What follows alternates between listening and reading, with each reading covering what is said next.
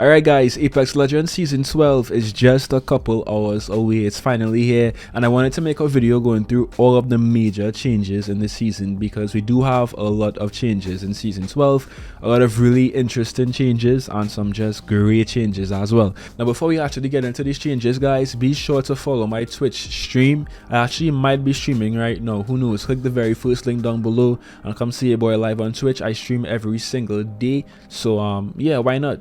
If you want to see me play live, click the link down below and come follow me on Twitch.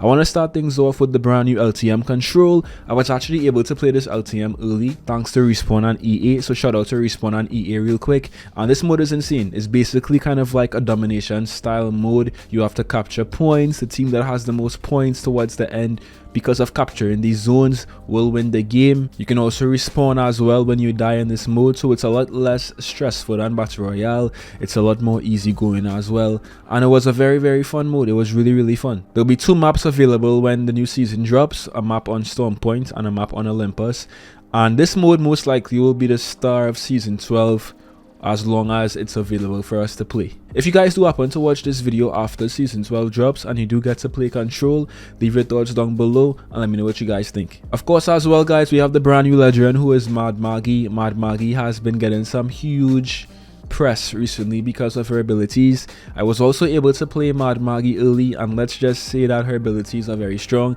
and I'm very interested to see how she fits into the meta of Apex in Season 12. Let's just take a quick look at her abilities, right? So her passive basically allows you to highlight enemies when you've damaged them, and you can also run faster with a shotgun in hand. Her movement basically is insane with shotguns. Like if you love to use the Mastiff, the PK, the EVA 8, then Mad Maggie is a very good legend for you to use because of those abilities. Her tactical is called a Riot Drill, and this basically fires a drill that attaches to an obstacle and burns enemies on the other side. So it also attaches to a Gibby Dome and burns enemies within a Gibby Dome, which is really good of course. Let's say somebody is trying to heal behind a wall or behind a door. You can just use this ability right here and they will be burned, they will take damage, and they could potentially die as well. So it's a very good ability, and this will have a huge effect I think on, you know, the meta of Apex as well. Her ultimate is called a Wrecking Ball, and this basically allows you to throw a ball that releases speed boosting pads and detonates near enemies. The reason why this is so good, especially with Mad Maggie, is because you already have an increased speed when using shotguns, so pair this ability with her ultimate, which gives you speed boosting pads, and you can see how much of a movement legend Maggie is already shaping up to be, especially if you love to use shotguns. So again, my overall opinions on Maggie, I've said those opinions in a separate video. I'll leave a card on screen right now, but yeah, she's gonna be very strong. Her abilities seem really good, and in the couple of weeks, you know, when Season 12 drops, we'll get to see if she really, you know, makes a dent in the meta of this game. World's Edge will no longer be in Season 12 guys. The rotation for this season will be Olympus for the first week of Season 12, Storm Point and King's Canyon. Now I like Olympus, so I'm actually happy. Olympus is my second favorite map in this game, but I'm definitely gonna miss World's Edge because to me World's Edge is just such a perfectly designed map, right? So goodbye World's Edge, at least for one season. Now Respawn is adding several new POIs to Olympus. One new POI will be around labs, basically like right outside of labs, that connecting area between labs and Bonsai Plaza, like that kind of tunnel area, will have a brand new POI. There's also going to be a brand new POI right outside of Bonsai Plaza, a huge new POI with like lots of loot and stuff, which is good. And Respawn is also making several changes throughout Olympus in this Season 12 update. I won't go through every single change in this video, but basically the whole point of making this Olympus map update in Season 12 is to reduce the amount of choke points and to reduce the amount of third parties, right? So you guys will be seeing a lot of connecting areas, a lot of new places to land, a lot of new land as well, because Olympus is a map that Respawn could just add on to without necessarily destroying previous parts of the map. So when you do jump into Olympus, you will see a lot more like places to land and a lot more just land, basically, if that makes any sense. Also, one of Respawn's goals in, you know, making all of these Olympus changes in Season 12 was to give players better rotational options to help get around dangerous choke points, which is always really good. Respawn is also making some Storm Point changes. First of all, they are going to be nerfing the Prowlers, which is a big dub because the Prowlers were very annoying in this past season, and they were just kind of, third-party fights. Imagine Prowlers third-party in fights, which will cause you to lose a gunfight or to lose an entire game sometimes. Like, the Prowlers are just too strong. So Respawn is nerfing the Prowlers in Season 12.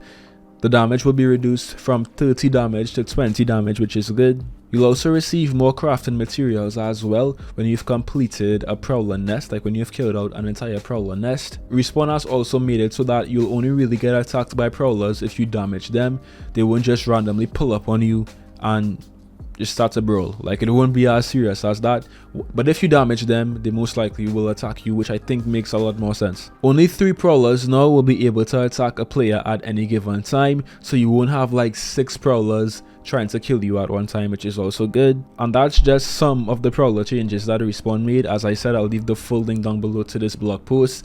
Respawn made a lot of Prowler changes, and basically every single one of these Prowler changes are nerfs, and I think Respawn really made these changes to prevent Prowlers from impacting pro games too much, because obviously Stormpoint now will be a map in pro tournaments. I mean, it should be very interesting, and these changes definitely needed to be made before that happened, so I'll leave the full link down below for you guys to read out. Respawn has also made a ranked change in Season 12, and basically what they're doing is encouraging players to, go for the placement instead of just going for kills.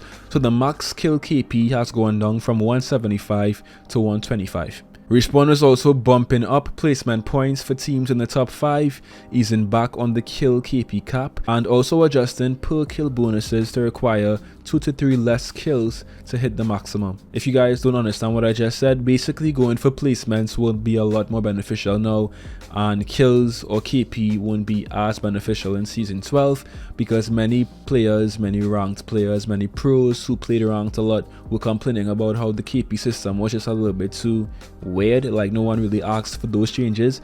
So Respawn is making it so that placement will be a lot more valuable in game.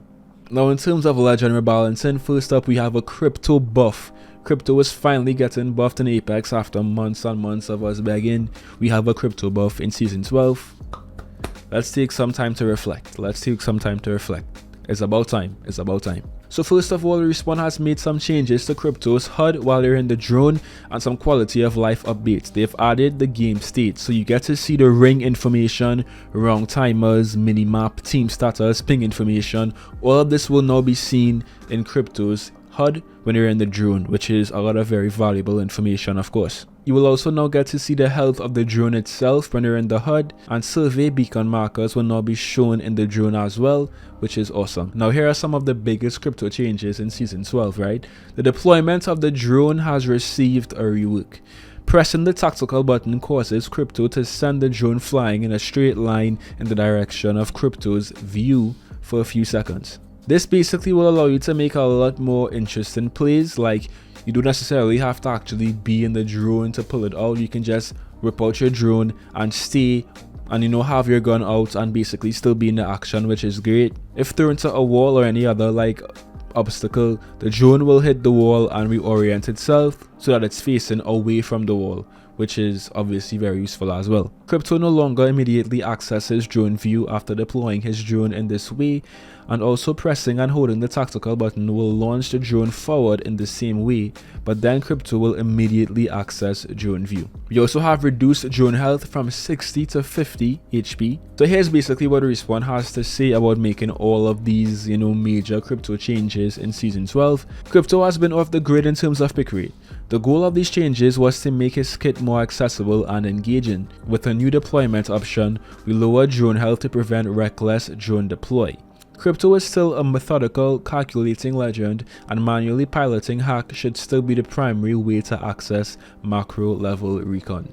The drone view HUD updates should help there as well. Crypto's never been weak per se, we're cognizant of his strengths at high level play, and will be keeping an eye on his usage and performance. So basically, because his pick rate was always so low, like Crypto was basically the lowest picked legend in Apex for so many seasons, Respawn is now making these changes to see if he'll get boosted up and if he'll become a little bit more useful in Season 12. So we'll have to wait and see, but what do you guys think about all of these Crypto changes? Caustic nerf. We have a caustic nerf, yes we do. His gas traps in particular, they will now be able to be destroyed, right? They will have 150 HP. The gas traps will now expire at 11 seconds. Previously it was 12.5 seconds, so another nerf right here. But the gas effects linger for 2 seconds after barrel destruction or expiration. So basically, if you kill a crypto drone and his gas traps disappear, 2 seconds after he dies, the gas will still be dealing damage to you basically, which is kind of Respawn's way of balancing out this nerf. You'll see how this works in Season 12. In terms of weapons, guys, the alternator has returned to ground floor loot. Of course, Respawn has removed the disruptor rounds from it. The volt has gone in to the care package. Damage has been increased from 15 to 17. The mag size has also been increased from 28 to 30. You have a brand new hop-up in Season 12 called the kinetic feeder, which can be used by the triple take and the peacekeeper. And basically what this does is when you're sliding with the triple take or the PK, it significantly speeds up the choke time and automatically reloads rounds. This has been actually said to be very good, so we'll see how it plays in Season 12. Hammer point rounds is returning in Season 12 for the P2020, the Mozambique and the RE45. The triple take has also been slightly nerfed, guys. They're removing the projectile growth from bullets and the damage has been reduced from 23 to 21 per bullet. The flatline is also being nerfed, guys. The damage has been reduced from 19 to 18 per bullet. The fully kitted weapons in Season 12 will be the RE45, the triple take, the peacekeeper, the prowler and the havoc. Also, guys, a huge change right here is that the flatline and the longbow will now only be accessible in the crafter in Season 12. Both the flatline and the longbow will cost 30 materials and they will come with no attachments. The medkit price in the crafter has been lowered from 20 to 15 mats, and the kinetic feeder has also been added to the crafting rotation. Now, Respawn also made several quality of life changes, several bug changes, bug fixes I should say, and I'll leave a full link down below to the full patch notes, guys, so you can actually read through and see what Respawn did.